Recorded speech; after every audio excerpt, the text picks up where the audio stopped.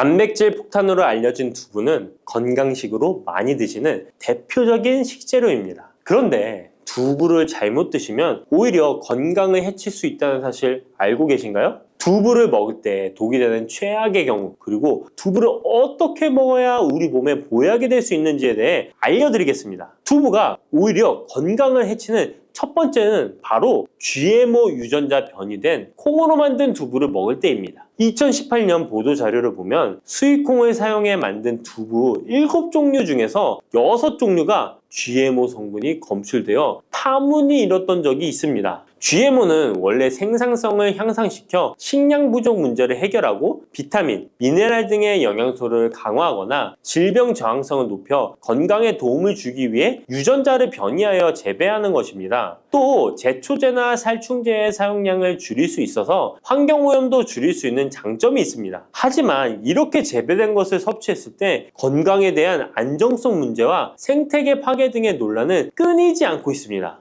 우리나라에서는 GMO 재배를 법으로 금지하고 있으며 많은 나라들이 GMO의 수입과 생산을 규제하고 있습니다. GMO 식품을 꾸준히 섭취할 경우 건강에 문제가 생길 수 있는데요. 2년 동안 실험지 200마리에게 GMO 옥수수를 먹인 실험 결과 20%의 쥐에서 종양이 발생했고 종양의 크기도 컸는데요. 종양의 크기가 탁구공만큼 크게 자란 쥐도 발견됐는데 쥐 전체 몸무게의 4분의 1에 해당되는 무게였다고 합니다. GMO 표기가 의무이기 때문에 GMO 표기가 없는 식품을 사 먹으면 되지만 문제는 식품을 몇 차례 가공 과정을 거쳐 GMO의 DNA나 단백질이 남아있지 않은 식품은 GMO 표기를 하지 않아도 된다는 규정이 있기 때문에 소비자로서는 불안할 수밖에 없는데요. 따라서 두부를 구매하실 때 원료가 수입산이 아닌 국내산 콩으로 만든 두부를 사 드시길 바랍니다. 우리나라는 GMO 재배 자체가 금지이기 때문에 국내에서 재배된 식품은 안심하고 드셔도 됩니다. 두부가 건강을 해치는 두 번째는 바로 유부를 드시는 것입니다. 유부는 두부를 기름에 튀겨서 만드는 건데요. 유부를 먹는 방법에는 대표적으로 유부초밥이 있지만 이외에도 다양한 요리의 재료로 사용됩니다.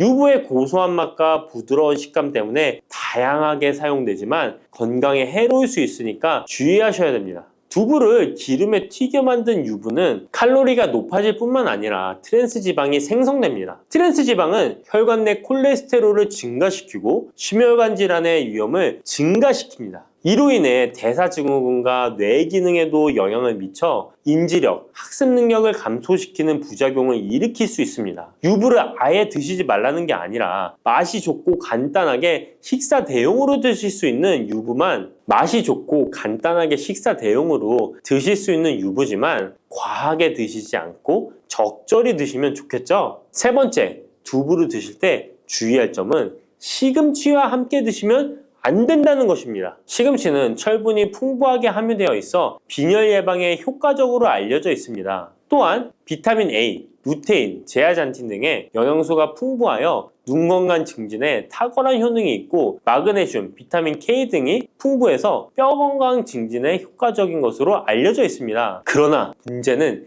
시금치에 함유된 옥살산입니다. 이 옥살산이 두부의 칼슘과 결합하여 수산칼슘이라는 성분이 만들어지는데 이 성분이 결정을 이루어 신장이나 요로에 쌓여 결석이 됩니다. 신장결석, 요로결석이 되어 극심한 통증을 유발할 수 있다는 것입니다. 시금치를 드실 때는 두부와 같이 칼슘이 많은 음식을 피하시고 별도로 섭취하시는 게 좋겠습니다. 네 번째, 두부를 드실 때 오히려 해가 되는 경우는 갑상선이 약하신 분들입니다. 두부에는 사포닌이라는 성분이 함유되어 있는데 사포닌을 많이 섭취하게 되면 요오드가 몸 밖으로 과도하게 배출될 수 있습니다.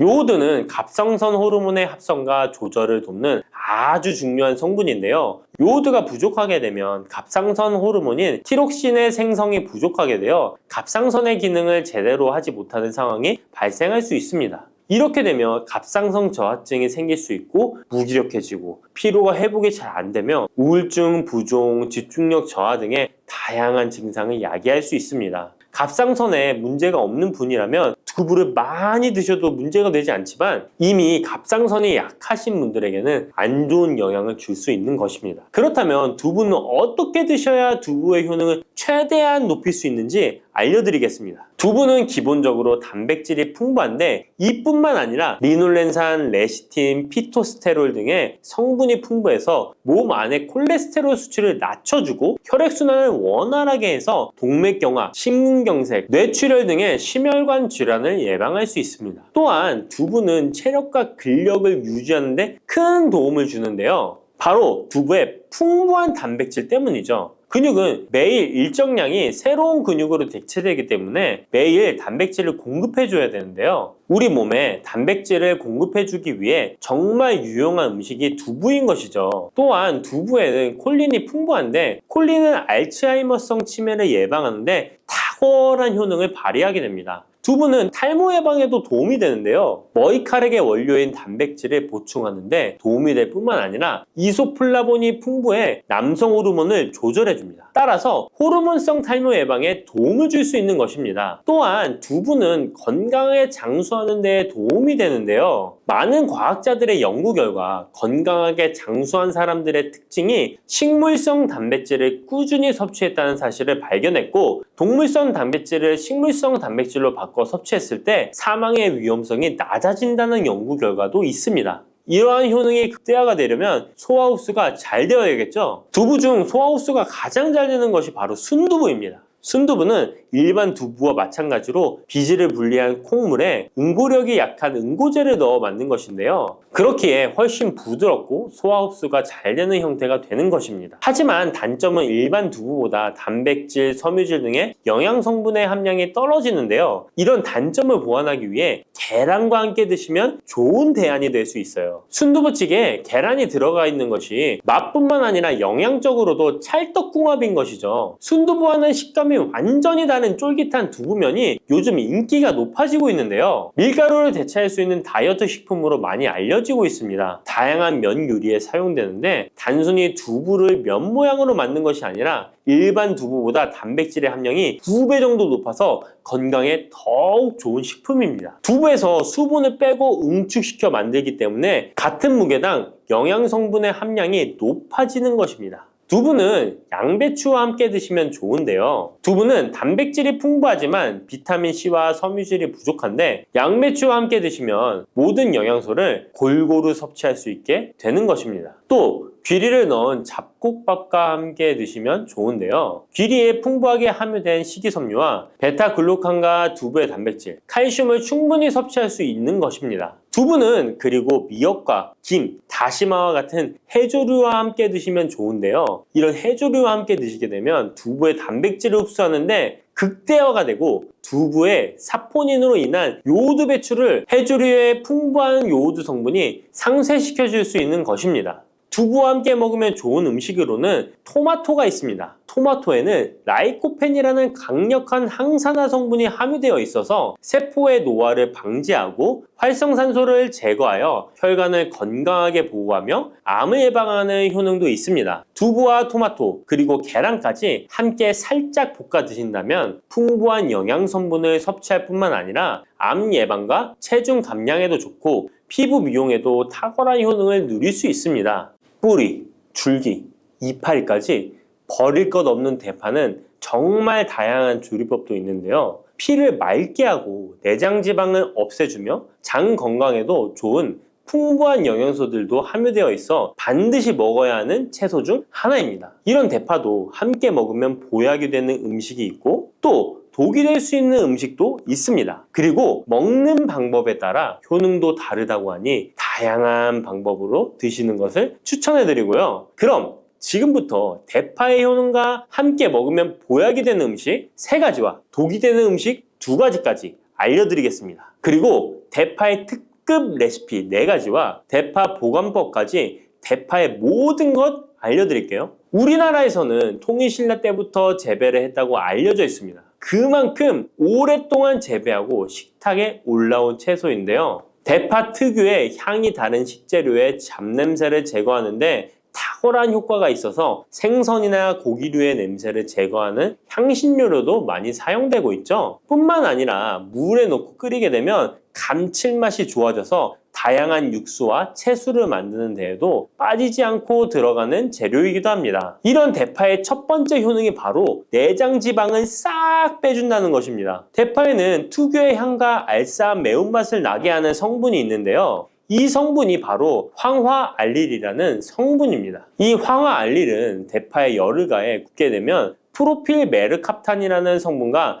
아조엔이라는 성분으로 변하게 되는데요. 대파를 구울 때 매운맛을 내는 성분은 휘발이 되어 없어지고 단맛이 나는 성분이 생성되는데 그 성분이 바로 프로밀 메르캅탄입니다. 이 프로밀 메르캅탄의 단맛 강도가 설탕 단맛의 강도보다 무려 50배나 강해서 대파의 단맛이 좋아지는 건데요. 정말 놀랍지 않나요? 근데 단맛 하면 당뇨가 있는 분들은 혈당이 많이 오를까봐 걱정되시잖아요. 이 성분은 설탕과는 달리 혈당을 오르게 하지 않아서 당뇨가 있는 분들도 전혀 부담 없이 드실 수 있는 단맛입니다. 또 열을 가하면 아조엔이라는 성분이 만들어진다고 했잖아요. 바로 이 성분이 우리 몸을 회복시키는 효능이 있는데요. 어떻게 우리 몸을 회복시킬까요? 그것은 바로 혈관을 깨끗하게 해주기 때문입니다. 아조엔의 별명이 바로 혈관 청소부인데요. 혈관에 나쁜 콜레스테롤을 제거하고 혈액이 뭉치는 혈전 생성을 방지해줍니다. 혈관도 확장해줘서 혈액순환을 원활하게 해주는 역할도 해준답니다.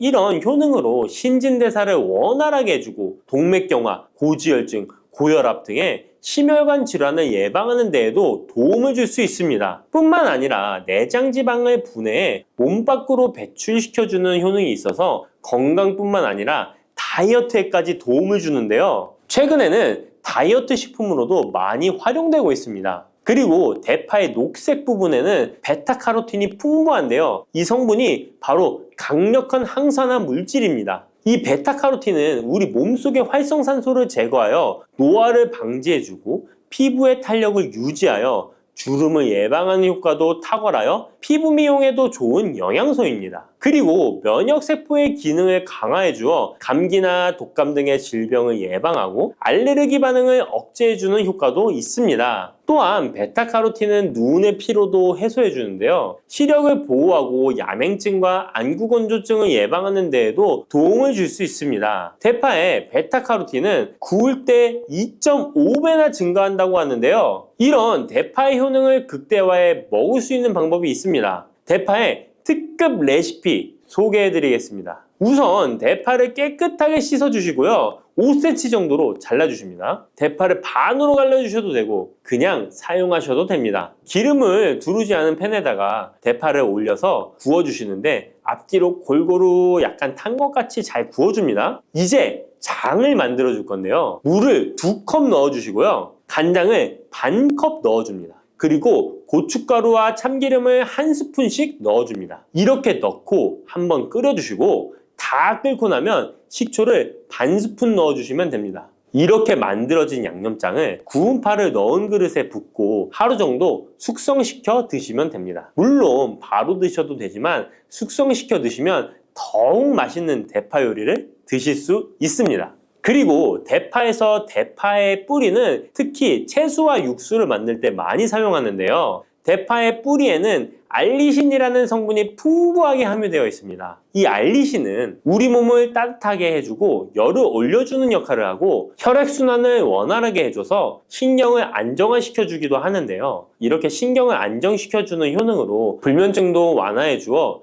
잘 때 머리맡에 두고 주무시는 분들도 계십니다. 그리고 알리신은 몸에 열을 내주는 효능으로 기침 감기와 가래를 완화시켜주는 데 도움을 주며 항균, 항암 효과도 있어서 각종 바이러스와 암세포를 억제해주어 암을 예방하는 데에도 탁월한 효능을 발휘합니다. 알리신은 지방을 분해하고 배출해줘서 다이어트에도 도움을 준다고 알려져 있습니다. 그리고 대파의 뿌리 부분에는 폴리페놀 성분이 많이 함유되어 있어 심혈관 질환 예방에 탁월한 효능이 있습니다. 식이섬유도 풍부하여 장 운동을 활성화하고 배변 활동을 도와 변비를 예방하고 숙변을 제거하는 효능도 있고요. 이런 대파 뿌리를 채소나 육수 만드실 때 말고는 특별히 많이 안 쓰는데요. 대파 뿌리의 특급 레시피를 하나 알려드릴게요. 그것은 바로 대파 뿌리 생강차입니다. 대파뿌리와 생강을 함께 끓여서 차로 드시게 되면 기관지나 폐와 같은 호흡기의 염증을 제거해주고 무릎과 같은 관절의 염증도 제거해주어 관절 통증을 완화시켜 줄 수 있습니다. 생강에는 진저롤, 쇼가올, 페로 화합물 등 다량의 항염증 성분들이 함유되어 있어서 우리 몸의 염증을 제거하는 데 탁월한 효능을 가지고 있습니다. 생강은 약재로서 오랫동안 사용되어 왔는데요. 최근에도 계속해서 새로운 효능이 발견되고 있을 정도로 약성이 아주 좋은 식품입니다. 최근 한 연구 결과에 따르면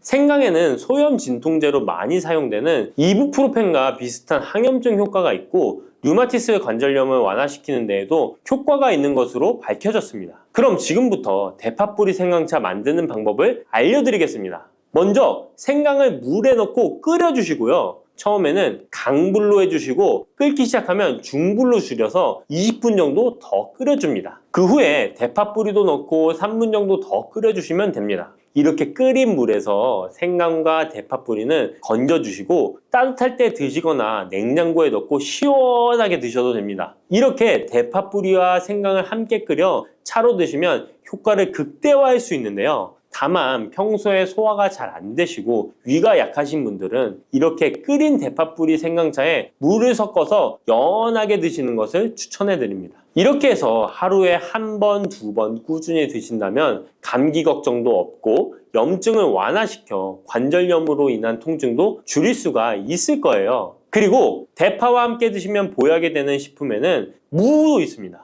무를 말려서 무말랭이로 드시면 무의 좋은 성분들을 농축하여 드실 수 있다고 하는데요. 간단하게 다시 한번 알려드리자면 무를 드시면 기침과 가래를 멈추게 해주는 효능이 있고 소화를 잘 되게 해주며 혈관을 깨끗하게 해줘서 심혈관 질환에도 도움을 줄 수 있습니다. 또한 칼슘의 함량이 높아서 골다공증을 예방하고 뼈를 튼튼하게 만들어주죠. 그리고 해독작용도 뛰어나고 혈당을 조절해줘서 당뇨를 예방하는 데에도 도움을 줄 수 있습니다. 이렇게 좋은 물을 대파와 함께 드시면 그 효능이 극대화될 수 있는데요. 특히 혈액을 깨끗하게 해줘서 심혈관 질환을 예방하며 당뇨 또한 예방해 줄 수 있을 뿐만 아니라 당뇨 합병증을 완화시켜 주는 데에도 탁월한 도움을 받을 수 있습니다. 대파를 넣은 무말랭이 무침을 만들어 드시면 오독오독한 무말랭이 식감도 좋고 입맛도 돌게 하는 반찬으로도 정말 좋으니까 꼭 대파 무말랭이 무침도 만들어서 드셔보시길 바랍니다. 대파와 함께 드시면 보약이 되는 음식 세 번째는 바로 두부입니다.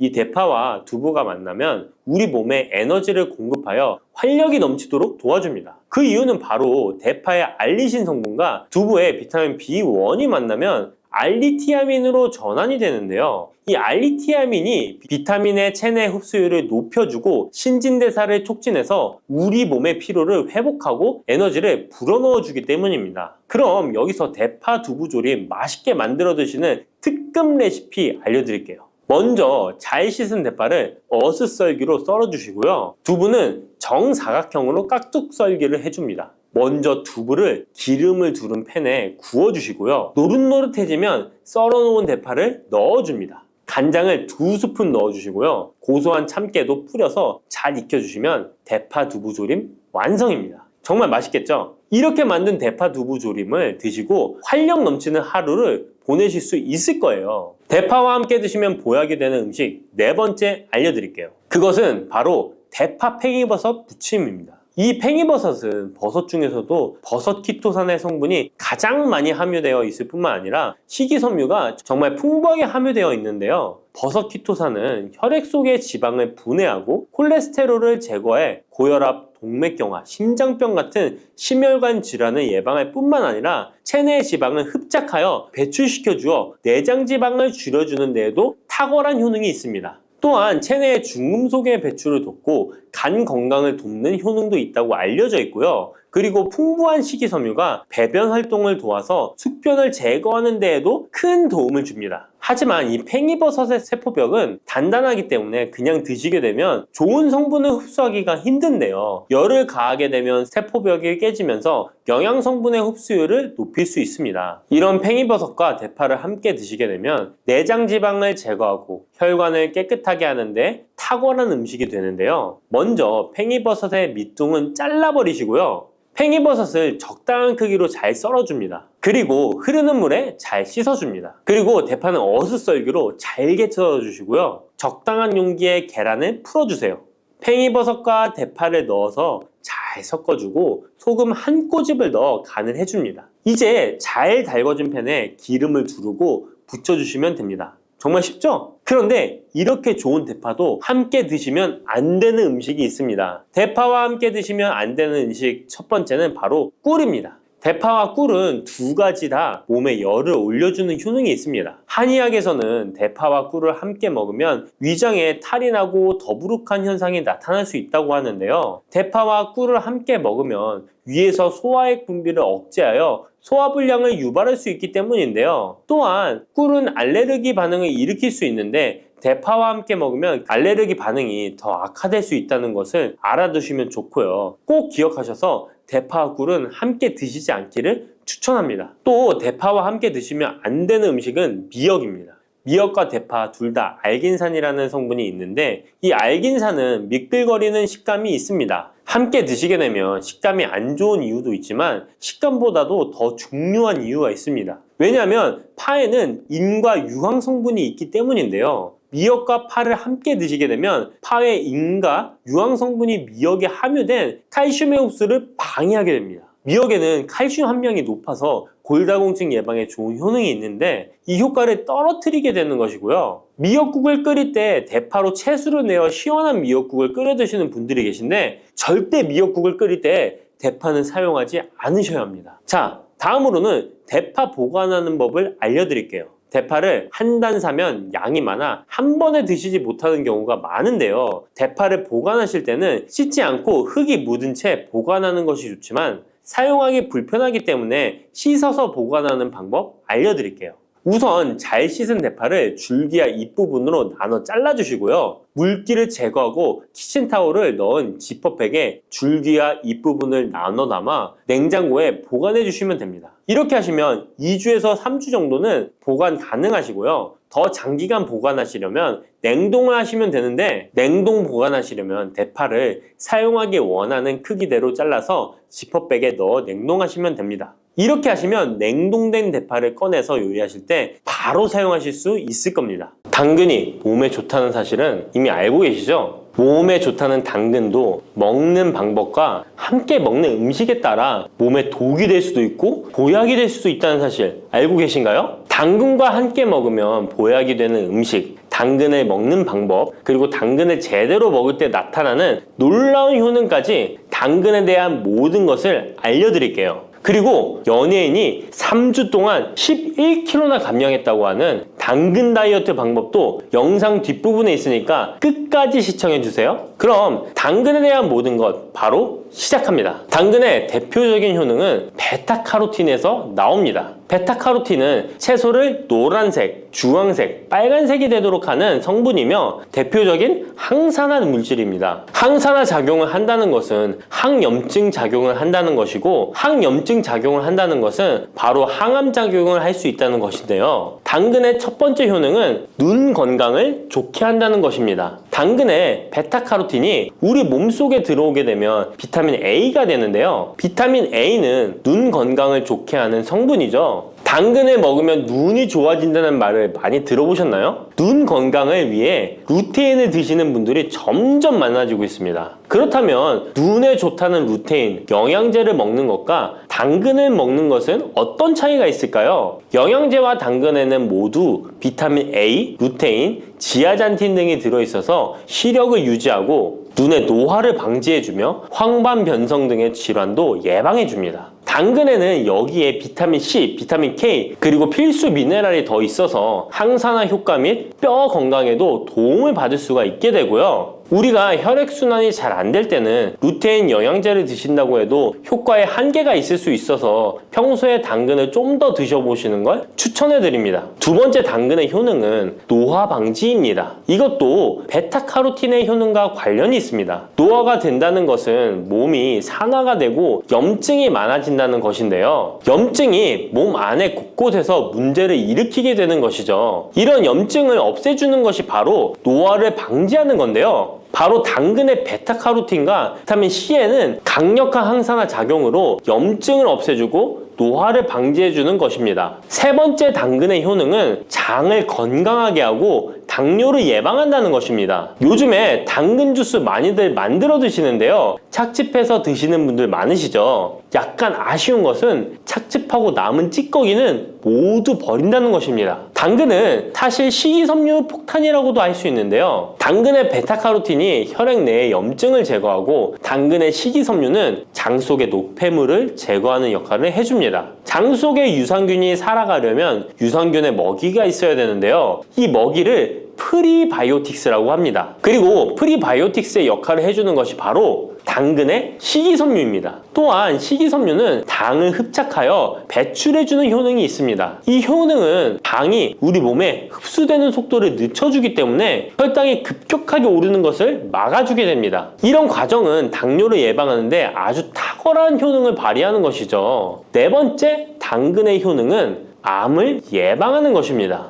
암이 발생하는 여러 이유 중 하나는 염증이 계속해서 발생하기 때문인데요. 폐에 염증이 반복해서 발생하면 폐암이 될 가능성이 높고 위에 염증이 반복해서 발생하게 되면 위암이 될 가능성이 높은 것이죠. 또 한 가지 경우는 혈액순환이 잘 되지 않는 곳에 암이 발생할 가능성이 높아집니다. 혈액순환이 잘 되지 않게 되면 그곳에 영양분이 잘 전달되지 않고 문제가 생겨도 회복이 더디거나 악화가 될 가능성이 높아져서 결국 암으로 발전하게 된다는 것입니다. 이러한 문제들을 해결해 주는 것이 바로 항산화 성분이고 당근의 베타카로틴이 강력한 항산화 작용을 하여 암을 예방할 수 있는 것입니다. 간혹 흡연을 하는 분들이 베타카로틴을 섭취하면 폐암의 발병률이 높아진다고 하여 당근 섭취를 꺼리시는 분들이 있는데요. 걱정하지 않으셔도 됩니다. 암 발생은 당근과는 아무런 관련이 없습니다. 폐암이 발생했던 실험군은 당근을 섭취한 것이 아니고 베타카로틴 영양제를 섭취하는 것이었으며 당근을 섭취한 실험군은 오히려 암 발병률이 낮았다는 연구 결과가 있습니다. 다섯 번째 당근의 효능은 치매 예방입니다. 베타카로틴은 뇌혈관에도 작용을 하게 되는데요. 뇌혈관에 쌓이는 베타 아밀로이드를 제거하여 뇌신경을 활성화시켜주는 역할을 해줍니다. 이렇게 뇌신경이 활성화되면 기억력과 학습 능력이 향상되고 치매를 예방할 수 있게 되죠. 치매는 발병이 되면 치료하는 것은 거의 불가능해서 예방이 정말 중요한데요. 치매를 예방하는 데 가장 중요한 것이 혈관을 깨끗하게 하는 것입니다. 당근의 베타카로틴이 혈관을 깨끗하게 해주는 효능이 있으니 당근을 매일 하나씩 꾸준히 섭취하여 치매를 예방하시길 추천드립니다.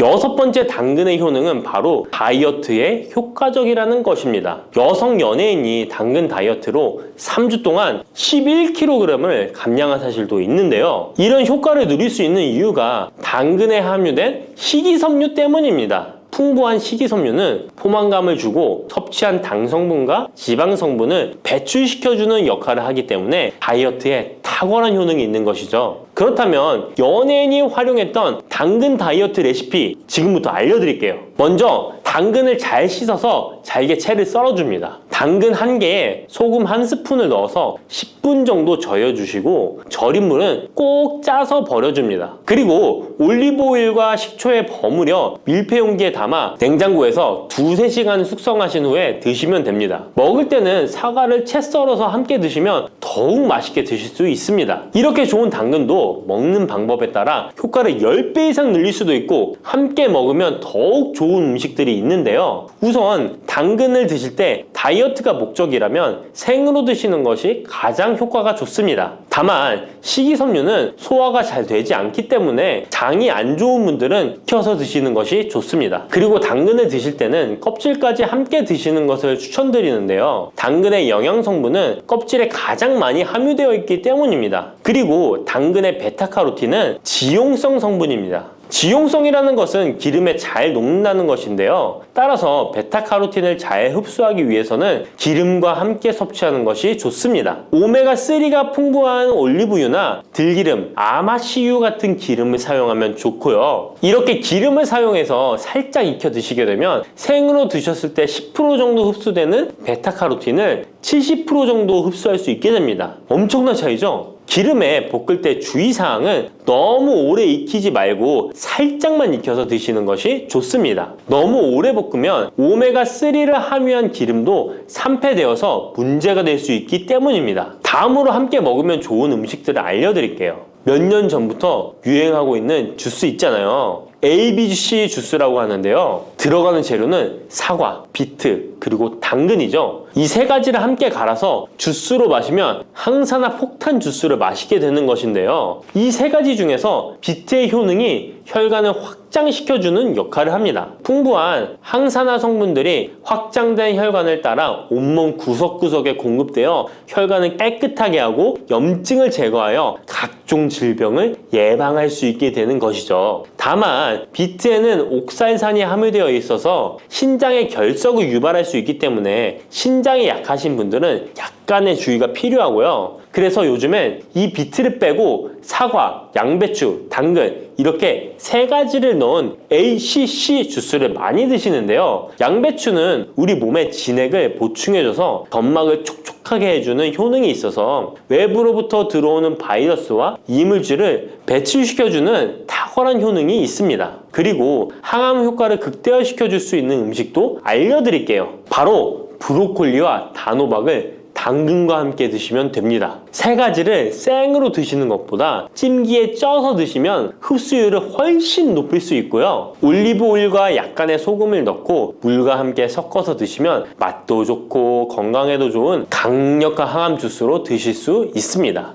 침침한 눈이 밝아지고 뱃살이 쏙 빠지려면 단호박을 이렇게 드셔야 합니다. 호박이 넝쿨채에 굴러 떨어졌다라는 표현 아시나요? 큰 힘을 들이지 않으면서 우연히 좋은 일이 생기거나 큰 성과를 거둘 때 이런 속담 쓰이죠? 옛부터 단호박은 그 자체로 맛있고 영양가가 풍부한 식품으로 많은 사랑을 받아온 채소인데요. 맛있는 단호박이 우리 건강에 다양한 효능을 제공하는 사실 알고 있나요? 그리고 단호박에 관한 건강한 삶을 사는데 도움이 되는 정보들 같이 알아보실게요. 단호박은 맛도 좋고 건강에 많은 효능을 가지고 있는 정말 훌륭한 식품인데요. 이런 단호박의 놀라운 효능들 5가지 바로 알려드릴게요. 단호박의 첫 번째 효능은 바로 심혈관 건강 개선입니다. 단호박에는 불포화 지방산과 식이섬유가 풍부하게 들어있는데 이런 성분들이 혈중 콜레스테롤 수치를 조절하고 혈액순환을 원활하게 도와줍니다. 또한 이 불포화 지방산은 체내에 축적된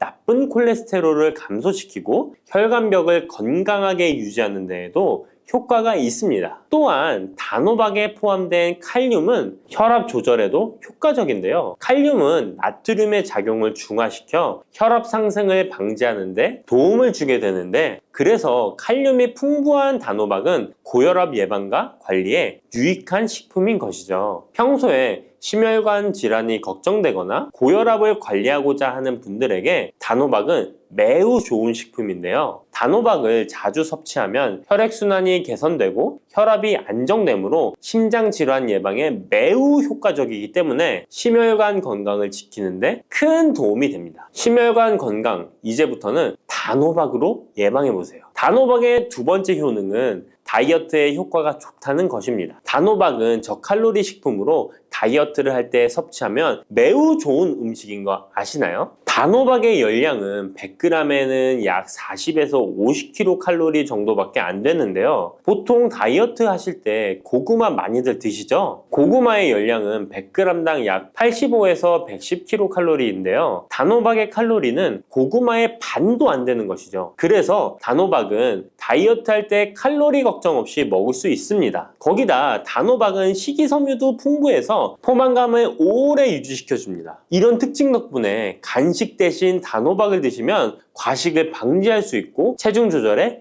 효과적입니다. 또한 단호박의 식이섬유는 소화가 잘 되지 않아서 장에 천천히 흡수되기 때문에 혈당 조절에도 유익한데요. 급격한 혈당 상승을 막아주어 다이어트 중에도 혈당이 급격히 떨어지지 않게 도와주죠. 또한 다이어트 중에 발생할 수 있는 변비를 예방할 수 있기 때문에 체중 감량을 도울 뿐만 아니라 장 건강도 함께 챙길 수 있습니다. 다이어트 중이라면 단호박을 간식이나 식사 대용으로 활용해 보세요. 맛도 좋고 영양도 풍부한 최고의 다이어트 식품입니다. 단호박의 세 번째 효능은 바로 눈 건강에 도움이 된다는 점입니다. 단호박에는 당근과 마찬가지로 비타민 A와 베타카로틴이 풍부하게 들어있는데요. 이 두 성분은 우리 눈의 건강을 지키는데 아주 중요한 역할을 합니다. 비타민 A는 눈의 망막을 건강하게 유지하는데 도움을 주고 시력 저하를 예방하는데 효과적이에요. 특히 야맹증 예방에도 도움을 줄 수가 있죠. 그리고 베타카로틴은 강력한 항산화 작용을 해주기 때문에 눈의 피로를 덜어주고 눈의 노화를 늦추는 데도 도움을 줍니다. 혹시 하루 종일 스마트폰이나 모니터를 자주 보고 있지는 않으신가요? 화면을 계속 들여다보는 현대인들에게는 이 단호박에 들어있는 비타민 A는 특히 중요한 영양소라고 할 수 있죠. 눈이 피로하거나 건조감을 느끼신 분들에게 단호박은 자연적인 해결책이 될 수 있습니다. 단호박을 섭취하면 눈 건강을 지키고 나이가 들면서 생길 수 있는 시력 저하나 노화 방지에도 도움을 줄 수 있습니다. 단호박은 정말 건강에 많은 이점이 있는 식품이죠. 단호박의 놀라운 효능 네 번째는 면역력 강화입니다. 단호박에는 비타민 C와 아연이 풍부하게 들어있죠. 비타민 C는 면역 세포를 활성화시켜 감염 예방에 큰 도움을 주고 아연은 백혈구의 생성을 돕고 체내에서 염증 반응을 조절하여 면역 체계가 정상적으로 작동할 수 있게 도와줍니다. 이뿐만 아니라 단호박에 들어있는 항산화 물질들은 우리 몸의 세포를 보호하고 염증을 줄여 면역 기능을 더욱 향상시키는 데 도움을 주는데요. 특히 겨울철이나 환절기에 감기나 독감 예방을 위해 면역력 강화를 원하신다면 단호박을 꾸준히 섭취하시는 것이 좋은 식습관이 될 수 있습니다. 또 자주 피로감을 느끼거나 감기 등에 쉽게 걸리는 분들에게 단호박은 아주 좋은 식품이라는 것 알고 계시면 도움이 될 거예요. 단호박의 효능 다섯 번째는 부종과 붓기를 개선하는데 도움을 주는 것입니다. 붓기에 호박이 좋다는 거 모르시는 분 없으시죠? 우리가 수술이나 시술을 받고 얼굴이 부을 때 약국에서 단호박즙 같은 거를 파는 것도 많이 보셨죠? 이는 단호박에는 칼륨이 풍부한데 칼륨은 체내에 있는 나트륨과 균형을 맞춰주고 몸 안에 불필요한 수분을 배출하는 역할을 합니다. 그래서 부종을 완화하고 몸의 붓기를 개선하는데 효과적이죠. 특히 평소에 손이나 발, 얼굴 등이 자주 붓는 분들에게 단호박을 섭취하면 체내 나트륨 농도를 조절해줘서 불필요한 수분이 빠져나가면서 붓기가 자연스럽게 완화될 수 있습니다. 이렇게 효능이 많은 단호박을 어떻게 섭취하느냐에 따라 그 효과가 달라질 수 있다는 사실 알고 계시나요? 섭취 방법에 따라 효능의 50%만 섭취하게 될 수도 있고 또 100%로 바뀔 수도 있는데요. 단호박 효능 100%로 섭취하는 방법 바로 소개해 드릴게요.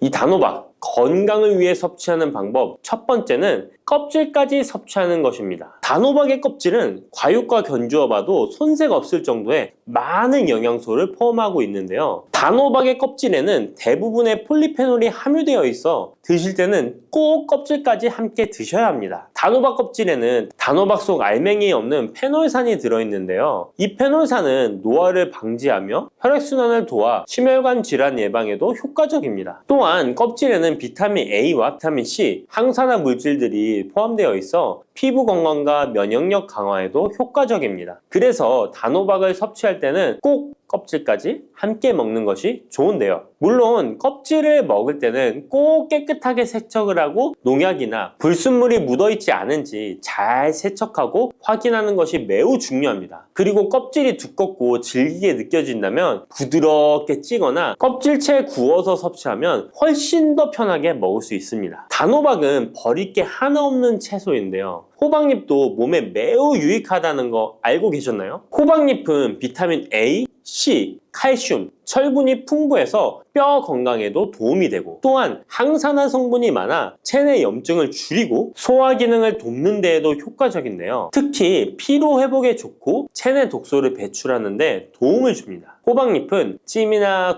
볶음 등으로 다양하게 요리하여 섭취할 수 있습니다. 호박잎을 섭취하는 것도 단호박을 더 효과적으로 활용하는 좋은 방법이니 버리지 말고 꼭 같이 드셔보세요. 단호박을 먹을 때 호박씨를 빼놓을 수 없죠. 호박씨가 수면에 도움을 준다는 것 들어보셨나요? 호박씨에는 트립토판이라는 성분이 들어있어서 이 성분은 수면 개선에 큰 도움이 됩니다. 트립토판은 세로토닌과 멜라토닌으로 변환되는데 이 두 물질은 우리의 수면 리듬을 조절하는데 중요한 역할을 하죠. 그래서 불면증이나 수면의 질이 낮은 분들에게 호박씨는 정말 유용한 식품입니다. 또한 단백질과 건강한 지방이 풍부하여 혈당 조절에도 도움을 줄 수 있는데요. 혈당이 급격히 오르거나 내리는 것을 막아주고 당뇨병 예방에 효과적입니다. 그래서 호박씨는 다이어트에 매우 좋고 식사 후 간식으로 섭취하면 포만감을 오래 유지시킬 수 있습니다. 여담으로 우리 다른 사람의 단점을 뒤에서 이야기하는 것을 보고 뒷담화한다고 하고 호박씨 깐다고도 하잖아요. 과연 어떤 것 때문에 이런 이야기가 나왔을까요? 저도 궁금합니다. 아시는 분은 알려주세요. 이렇게 단호박은 아주 건강에 좋은 식품이지만 섭취 시 주의할 점이 있는데요. 건강을 지키기 위한 몇 가지 단호박 섭취 유의사항을 알아볼게요. 첫 번째는 껍질 섭취 시 소화 문제입니다. 단호박의 껍질은 건강에 많은 효능이 있지만 소화가 어려운 경우도 있을 수 있는데요. 특히 소화 기능이 약한 분들이나 위장에 민감한 분들은 껍질이 소화되지 않거나 불편함을 느낄 수 있습니다. 이런 분들은 단호박 껍질을 제거하고 속만 섭취하는 것이 좋습니다. 아니면 껍질을 먹을 때는 반드시 부드럽게 조리하여 섭취해서 소화 불량이나 복부 팽만감을 최대한 피하게 해야 합니다. 두 번째 유의사항은 알레르기 반응입니다.